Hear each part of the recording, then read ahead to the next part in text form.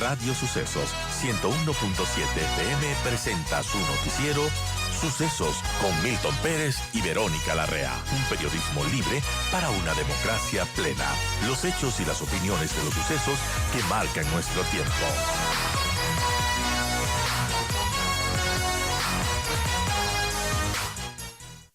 Y bueno, como has visto, toda esta coyuntura política, este ambiente electoral que ya se siente y que, bueno, pronto conoceremos cuántos candidatos vamos a tener en la papeleta de votación para este 20 de agosto. Bienvenido, Alejandro.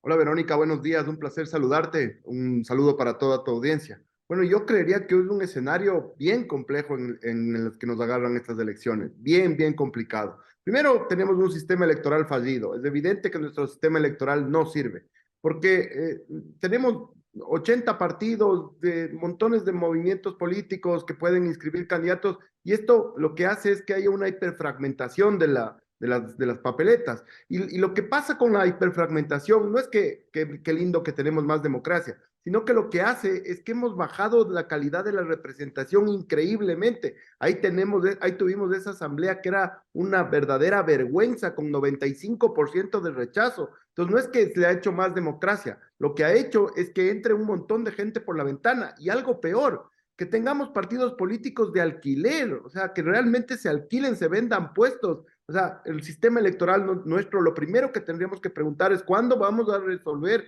cuándo vamos a reformar este sistema electoral que no sirve. Entonces, es un escenario complejo por esto. La cantidad de candidatos, en lugar de mejorar y decir, bueno, tenemos un abanico para representar, vemos que lo que tenemos es una bajísima calidad de candidatos y que en el Ecuador lastimosamente últimamente nos estamos acostumbrando a elegir al menos malo y no al mejor candidato posible. Entonces, yo veo con bastante pesimismo, sobre todo más que la presidencia, lo que vuelve a pasar, lo que volvería a pasar en la Asamblea Nacional.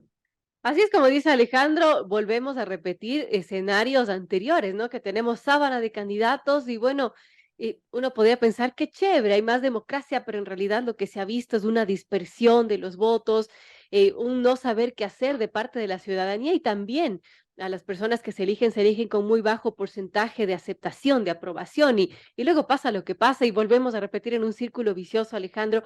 Entonces, lo urgente debería ser en algún momento reformar este sistema de partido, del código de la democracia que no está funcionando y que más bien ha ido en desmedro, en deterioro de la democracia. Ahora, tenemos lo que tenemos, Alejandro, no estamos tarde para hacer esa reforma que por falta de voluntad política, me imagino, no se ha dado, pero ¿qué nos queda a los ciudadanos con esta situación actual y bueno, con los nuevos candidatos que ya vimos los perfiles que tenemos, ¿no? Yo quisiera decirle algo a la ciudadanía. El otro día recibía un mensaje de un amigo que es un emprendedor, que tiene un negocio.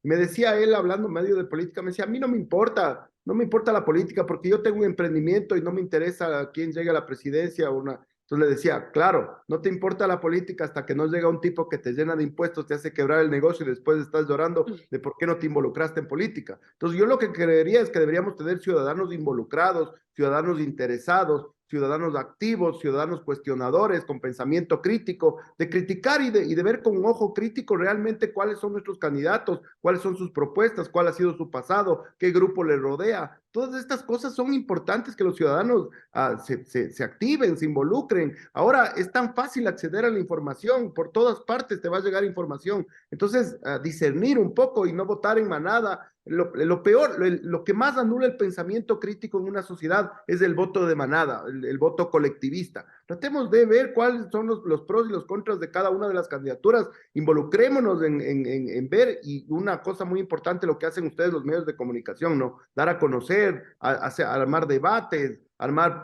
confrontación de ideas para nosotros tomar la mejor decisión posible.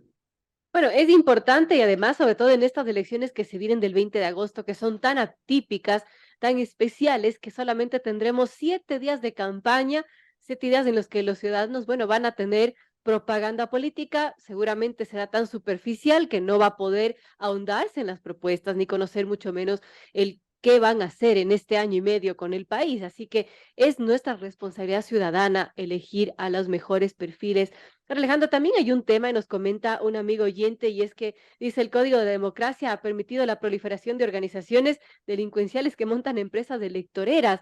Y bueno, eso es un problema porque no se ha dado un control adecuado también del financiamiento de ciertas organizaciones y qué hacen después del poder, ¿no? Y preocupa ahora con la penetración del narcotráfico en las entidades estatales, en varias entidades del país. ¿Cómo vemos eso también de cara a estas elecciones?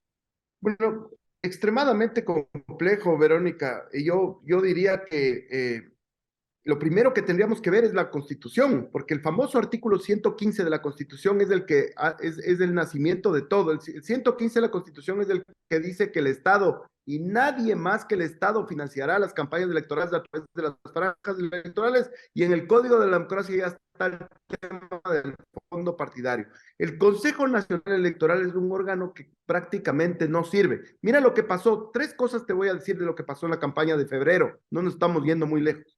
Primero, permitieron una precampaña impúdica, ridícula, vergonzosa, que está prohibida por la ley. Y cuando los consejeros les preguntaban en los medios de comunicación, ¿por qué no sancionan? ¿Por qué no hacen algo? ¿Sabes lo que decían?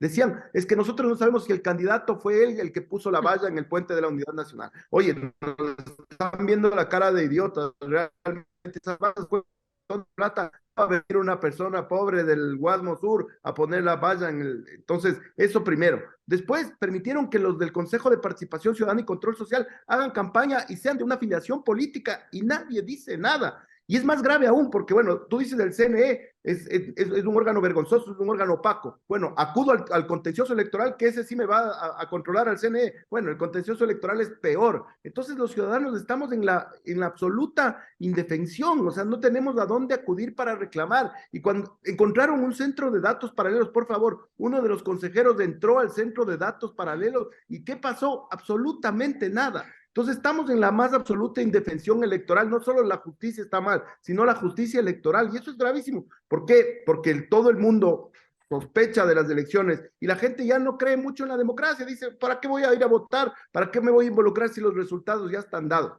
Oye, pero eso es una cosa muy compleja, porque cuando la gente empieza, yo veía las cifras del Latino Barómetro del año pasado, y solo el 36% de las nuevas generaciones creen en la democracia como sistema. Eso es gravísimo, pues, o sea, estamos ya dudando de nuestro sistema democrático, y eso es caldo de cultivo para los autoritarismos, de izquierda, derecha, no importa. Es una cosa bien grave lo que puede venir, porque lo primero que viene con los autoritarismos es la conculcación de libertades, y poco a poco vamos a ir perdiendo las libertades, y eso es muy grave, y las nuevas generaciones no van a saber hasta que las pierdan realmente.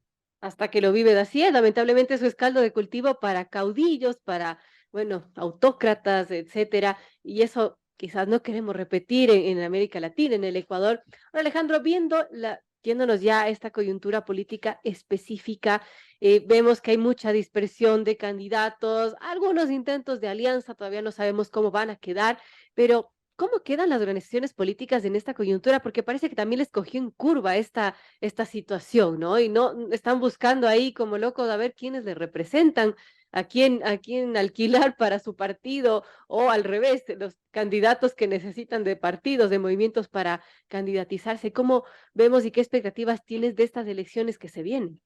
Bueno, que les haya agarrado en curva, como tú dices, a los partidos políticos solo demuestra que los partidos políticos no existen, que son vehículos y maquinarias electorales para ponerle a su líder en la presidencia de la República y punto, y nada más. Y eso es vergonzoso, porque si es que hay algo que consolida la democracia son partidos fuertes, partidos ideológicos, partidos que trabajen en sus bases, partidos que además tienen fondo partidario para hacer estas cosas. Pero ¿qué te parece a ti si tú como joven dices, bueno, yo quiero militar en un partido, este me gusta, es de ideología tal, es una ideología afín a mí?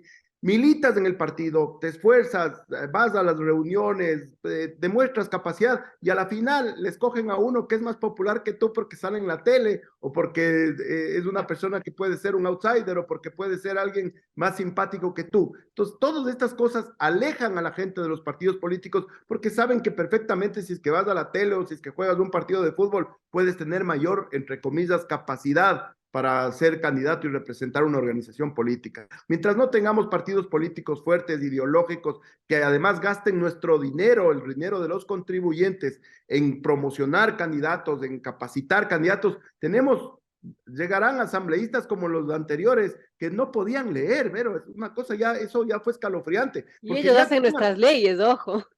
Pero tú, ya que un asambleísta no puede hablar 10 minutos, que es lo que les dan de tiempo, ya es preocupante. Pero que encima les escriban los discursos y no puedan leer los discursos, Verónica. O sea, yo siempre estuve en desacuerdo con esto de pedir requisitos formales de títulos académicos o algo así, porque en realidad nosotros hemos tenido gente con PhD que se ha levantado el país entero. Entonces, a mí me parecía que no era garantía de nada. Pero ahora viendo esta representación, ya me estoy cuestionando si no deberíamos levantar un poquito los requisitos, porque realmente tener estas intervenciones en la asamblea, y ahí está, 95% de rechazo, no lo digo solo yo, sino lo dice todo el pueblo ecuatoriano. Bueno, qué compleja situación, amigos. 7:56 conversamos de política con Alejandro Zavala, él es consultor político y estamos analizando esta coyuntura que se viene el 20 de agosto. Y bueno, ¿en qué beneficio, a quiénes beneficia esta coyuntura, Alejandro? Esta muerte cruzada, mucho se ha dicho que podría beneficiar al correísmo. ¿Cómo lo ves tú? ¿Cuál es tu criterio? ¿Quiénes se podrían beneficiar de todo lo que está pasando?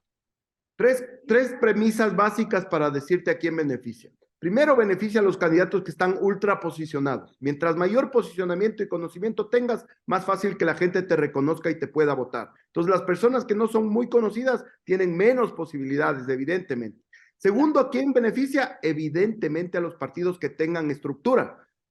Si tú tienes ya estructuras en 24 provincias contra otros que no tienen nada, evidentemente vas a tener mayor posibilidad. ¿Con qué puedes suplir tú la estructura? Porque me preguntan si solo hay la Revolución Ciudadana tiene estructuras y por ahí Pachacuti un poquito en el sector indígena y nadie más. Lo que puede suplir esa estructura es lograr una amplia coalición, en cambio, del otro lado, en donde todo un montón de organizaciones y voluntades y líderes de opinión y personas influyentes confluyan en una sola candidatura y eso haga suplir la estructura por el posicionamiento en la cabeza de la gente. Eso como segundo, mucha estructura o mucha coalición. Y la tercera, evidentemente, los que tienen recursos. Yo el otro día estaba en un programa de debate con Pedro José Freile, y Pedro José Freile, cuando yo les decía que es muy complejo que una persona como Jan Topic llegue muy pronto con 3 meses con este tema del outsider, él me decía, vamos a utilizar unos juguetitos muy interesantes. ¿Cuáles son esos juguetitos muy interesantes? Evidentemente, los datos, la inteligencia artificial, todas estas nuevas herramientas, lo digital va a ser muy poderoso, aunque no lo único. Yo realmente tengo mucha bronca, le voy a decir honestamente, cuando salen consultores a vender humo, a decir que solo con digital puedes lograr una candidatura. Si tú no haces territorio en el Ecuador, o sea, es no conocer el país, realmente. Yo el otro día veía el Twitter del ex asambleísta Roberto Cuero, él ya está trabajando, ya, mientras del otro lado se ponen a ver cuál es la alianza, cuál es mi binomio, cuáles esas discusiones bizantinas. Pues Cuero ya está en los barrios en el distrito 1 de Guayaquil, que es el de mayor votación, trabajando todos los fines de semana, como hormigas trabajan ellos en los barrios. Mira, Pavel Muñoz ganó la alcaldía de Quito porque ganó las 34 parroquias rurales. ¿Qué es eso? Trabajo de base, trabajo de estructura, trabajo de hormiga, todo el tiempo, territorio, evidentemente. Entonces, los que tengan también muchos recursos para suplir posicionamiento y estructura con recursos, también pueden tener alguna posibilidad. Yo creo que la respuesta de quienes tienen más chance de pasar a segunda vuelta.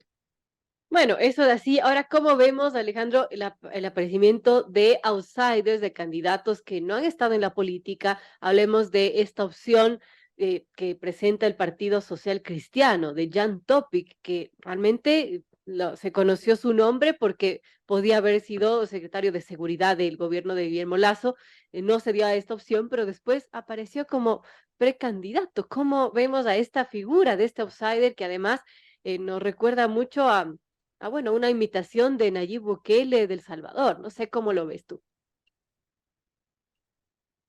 3 premisas básicas también tiene que cumplir un outsider. La primera premisa básica es que tiene que pasar en una situación política y social convulsa. O sea, tiene que haber mucha convulsión social, mucha ruptura, mucho problema dentro de la sociedad. Acordémonos de Rafael Correa del 2006, que venía de la caída de Lucio Gutiérrez y del sepultamiento de la partidocracia. O sea, unas circunstancias políticas y sociales muy convulsas, muy fuertes, muy graves, para que aparezca. La segunda premisa es que tenga una propuesta absolutamente disruptiva, porque si me vas a prometer lo mismo que me prometen los políticos tradicionales, me quedo con el que ya tengo, pues o sea, necesito una propuesta diferente, una propuesta de ruptura. Y la tercera, otra vez, y esto todos los consultores políticos saben, necesitan muchos recursos. Yo creo que, pero en el caso específico de Jan Topic, yo creo que dos cosas le pueden pasar.